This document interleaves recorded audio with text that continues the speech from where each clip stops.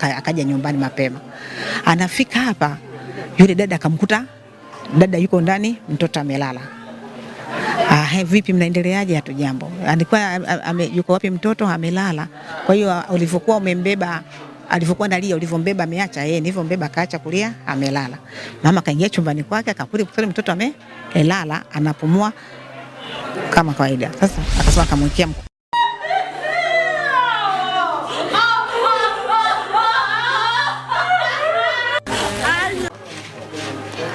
mimi ni bibi wa marehemu aliyefariki. Mtoto ni mtoto wa mtoto wa dada yangu. Ilikuwa ni juzi tarehe 30 siku ya Jumanne jioni kwenye saa 2 kasoro nilipokea simu kutoka Bukoba kwa dada yangu ambaye ni mama yake na mama wa marehemu Abigero. Akanipigia simu analia, ananiambia mjukuu wangu Tabata, mtoto wa Eva amefariki. Nikamuuliza amefariki alikuwa anaumwa? Akasema halikuwa umri, amekufa ghafla. Basi saa ile kutokana na desturi zetu za msiba nikapanda gari nikaja huku Tabata Kimanga kwenye msiba. Nikawakuta wameshatoka kupeleka mwili wa marehemu Amana, ndo na wenyewe wameingia ndani kutoka hospitali. Basi tukakaa na tukalia kama desturi. Baadaye nikamuuliza mtoto wangu, yule mtoto wa dada yangu, ilikuwaje? Mbona sijasikia kuumwa kwa mtoto? Akanambia mama, mimi mwenyewe nashangaa. Nimeamka asubuhi vizuri na mtoto wangu, tukamnyonyesha, nikampikia uji, nikamwandalia na juisi. Kama kawaida siku zote naacha nimwandalia mwenyewe uji na juisi. Nikamwambia dada, mimi naenda kazini, akiamka vitu vyake vile pale mpe kama kawaida ninavyompaga. Dada akasema sawa mama. Basi mimi nikapanda gari nikaenda kazini. Alivyoenda kazini mnamo kwenye saa 7 hivi anaendelea na kazi zake kama kawaida. Mtoto anasema mmoja mzima, haumwi, hana homa, kulala na joto lolote, mzima tu. Basi akapata simu kwenye saa 7. Dada akampigia simu, mama mtoto huko nyumbani analia. Kwa nini analia? Akasema sijui. Mama akasema labda na usingizi. Ameshakula? Akasema ameshakula. Uji amekunywa juisi amekunywa. Sasa analia labda anataka kulala, mbebe mgongoni alale. Basi akasema na mimi ngoja nini, analia sana, analia sana. Akakata simu. Baadaye ile mama akakaa kule kazini. Mama wa marehemu akaona hapana, haikumuingia akilini, akaomba ruhusa, akaja nyumbani mapema. Anafika hapa, yule dada akamkuta dada yuko ndani, mtoto amelala. Vipi mnaendeleaje? Hatujambo. Alikuwa yuko wapi mtoto? Amelala. Kwa hiyo ulivyokuwa umembeba, alivyokuwa analia, ulivyombeba ameacha nilivyombeba akaacha kulia, amelala.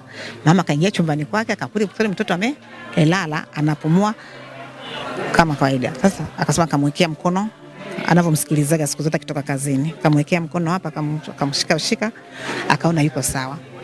Mwache basi alale. Haya, wakaendelea. Mama kaingia bafuni, akanawa mikono yake vizuri, akaoga, akamaliza. Leteni chakula tule. Ile dada akatenga chakula wakala.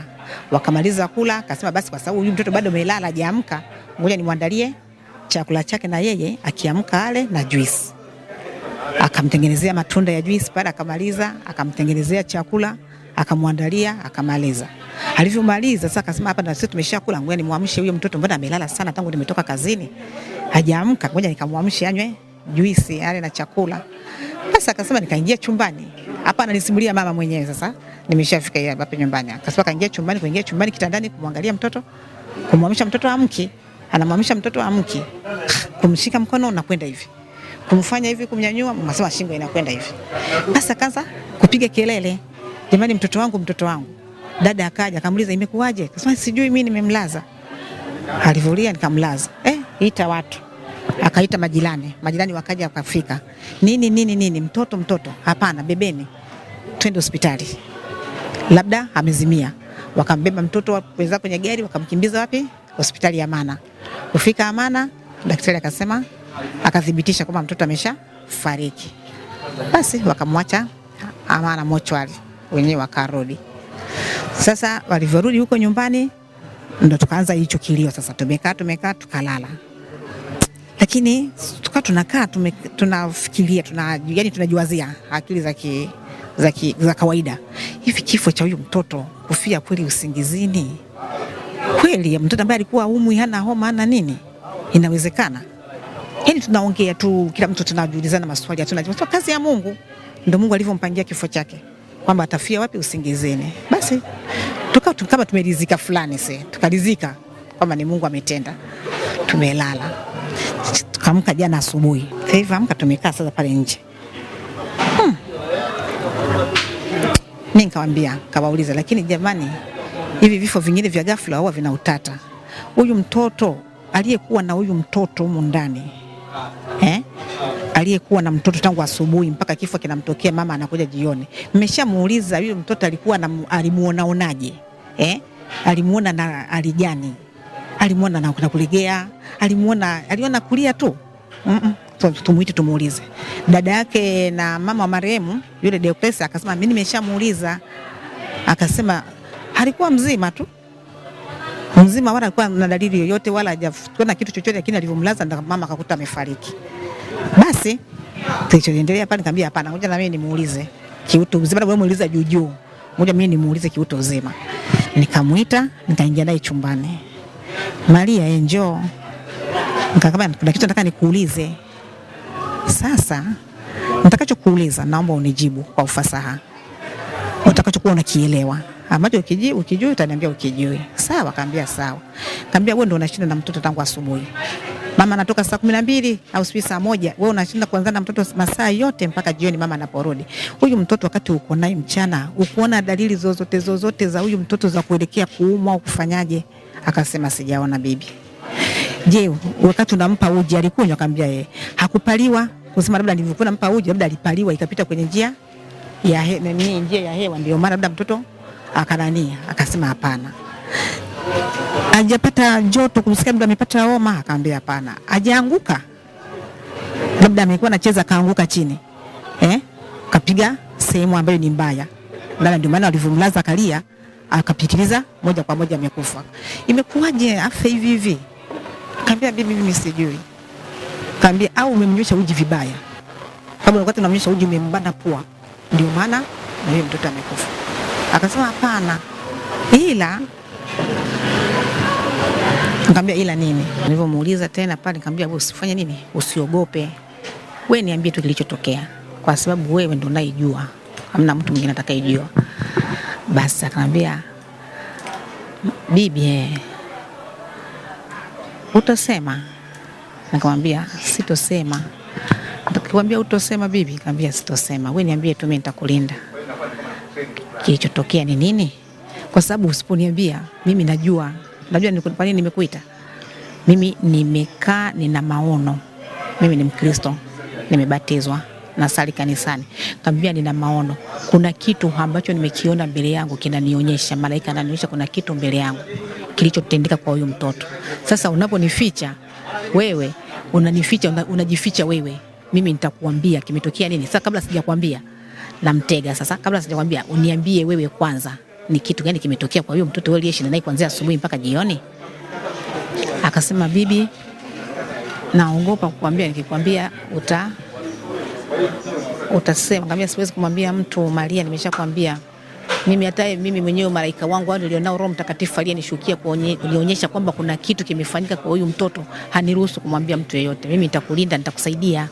Wewe niambie tu kweli wa mwanzo mpaka mwisho wa mtoto kilichotokea.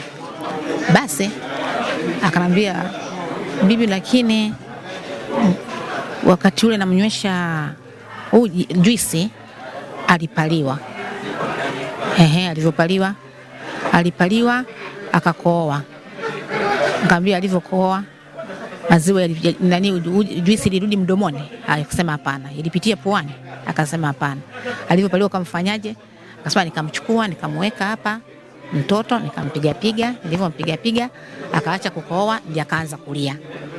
Alianza kulia, nikambembeleza, nikampigia mama simu kama mtoto analia. Akapo baadaye ndiye akalala. Alivyolala ndio mama akaja akakuta mtoto ameshakufa. Akamwambia una uhakika? Akamwambia yeye. Akamwambia Maria, akamwambia najua mimi unavyoongea hivyo sikatai, inawezekana ni kweli. Lakini sina uhakika na wewe niambie. Kwa sababu ulishastaka kuniambia mama, mimi naogopa kusema. Wewe niambie unachotaka kuniambia ni nini, mimi nitakulinda. Wala usiwe na wasiwasi na mimi. Kweli bibi? Nikamwambia yeye. Utamwambia mama? Nikamwambia sitamwambia mama. Kwa sababu ukimwambia mama mimi naogopa, kwa sababu mimi nyumbani wananitegemea mimi. Mshahara wangu ndio unaotunza ile familia yetu. Baba alishafariki na mama yupo na wadogo zangu wawili. Sasa nikifukuzwa kazi nitaenda wapi? Mama nyumbani atanipiga. Kwa nini nimefanya hivyo? Nikamwambia wewe niambie tu. Wewe niambie kitu gani kimetokea ambacho mimi nakiona mbele yangu. Nina maono, naona kuna kitu ambacho wewe umekifanya kwa huyo mtoto. Sasa ngajaribu namjaribu kama vile kumtega. Nikamwambia wewe ulichokifanya kwa huyo mtoto wewe. Akaanza kulia. Nikamwambia usilie. Ukilia isaidie kitu, mimi nitakusaidia. Nakwambia bibi utosema? Nikamwambia sitosema. Utumwambia mama? Nikamwambia sitomwambia mama. Hapo nikajua kuna kitu anacho, kwa sababu anajihami. Nikamwambia sitomwambia kitu chochote, mimi nitakulinda. Haya. Basi mama usimwambie. Nikamwambia sitomwambia. Nikamwambia niambie sasa vizuri. Akamwambia bibi unajua mtoto alivyomwacha mama, ilivyofika kwenye alivyomaliza kunywa uji kwenye saa 5 hivi saa 6, nikamchukua mimi nikabadilika. Kwa sababu huwa nina mashetani bibi tangu zamani. Nilikuwa nasoma shule, mama jirani yetu akanilogezea, akanitumia ile mashetani ili nisisome. Nilikuwa nafaulu sana darasani. Kwa hiyo ile mashetani yakawa yananiandama, mara yanataka kunywa damu, mara yanataka kufanya nini. Kwa hiyo nilikuwa nimeacha shule. Kwa hiyo nilivyoacha shule nikarudi nyumbani. Nilivyorudi nyumbani mama akawa ananipeleka kwenye maombezi, wananiombea. Lakini yakawa yameisha. Sasa wakati mwingine yanakuja. Sasa yakija bibi yananiambia mara nataka damu. Mara nataka kuua. Yakitaka damu unafanyaje? Yakitaka damu bibi unakuta mara nyingi kama nikiwa kule nyumbani nachukua kuku. Nachukua kuku na mchinja, ninamchinja nachukua ile damu yake na kunywa. Nikisha kunywa natulia. Ukishataka ikitaka mtu kuua ndio hivi inabidi niue. Unauaje? Kwambia unajisikiaje kwamba hii ni mashetani yamekuja au ni kitu gani? Unajisikiaje? Kwambia najisikia kama kuchanganyikiwa. Bani anavyotaka nasema mimi kama kuchanganyikiwa, kama nataka kukimbia, kama nataka nini. Kwa hiyo inabidi nifanye kile kitu wanachoniambia nifanye. Kwambia unayo mashetani mangapi? Akamwambia ninayo 2. Kamuuliza ni ya kike ya kiume? Akanambia ni wanawake. Nikamwambia wakisha kutuma tuendelee. Basi mimi kwenye saa 4 nilivyomaliza kumnywesha mtoto uji nilijisikia dalili za mashetani na nikapandisha. Sio kwenye saa 5 hivi saa 6 nikapandisha. Nilivyopandisha akaniambia kwamba anataka nimuue mtoto. Sasa nilivyoniambia nilitaka kumuua mtoto, nikajikuta hapo ninakuwa sijielewi, najisikia kama nataka kuchanganyikiwa. Ndo nikambeba mtoto. Nilivyombeba huyo mtoto Abigail ndo nikampeleka sebuleni, nikamweka kwenye kochi, ndo nikamuua. Kwa hiyo umemuua? Nikamwambia Abigail, umemuuaje kwanza huyo mtoto? Anaambia nilimfunika mdomo na pua. Kwa hiyo nilivishikaje sasa? Akanionyesha nimemshika hivi. Ulivyomshika hivyo wapi? Hapo kwenye kochi. Ulivyomshika hivyo mtoto akulia. Akasema hawezi kulia kwa sababu umemfunga mdomo. Ulimuona anafanyaje? Si alikuwa anahangaika, anatapatapa. Akamwambia ukaendelea kumfunga mdomo hivyo hivyo wakati anahangaika. Akamwambia akamwambia kwa nini sasa ukuwa na ile huruma ya kwamba huyu mtoto maskini anahangaika na nini? Akamwambia sikuwa na huruma kwa sababu wakati huo nakuwa najisikia kufanya kile kitu, kuua. Anakuwa ninao wameshaniambia lazima nioe. Yameshamwingia Basi Akasema nikatoka hapo, nilivombana mdomo nikamaliza, ndo nikambeba. Alimbana kama dakika ngapi? Kama nusu saa au dakika 45. Ndio akambeba, akasema nikampeleka chumbani kwa mama. Nilivyompeleka chumbani kwa mama, nikamlaza. Kama anavyolalaga.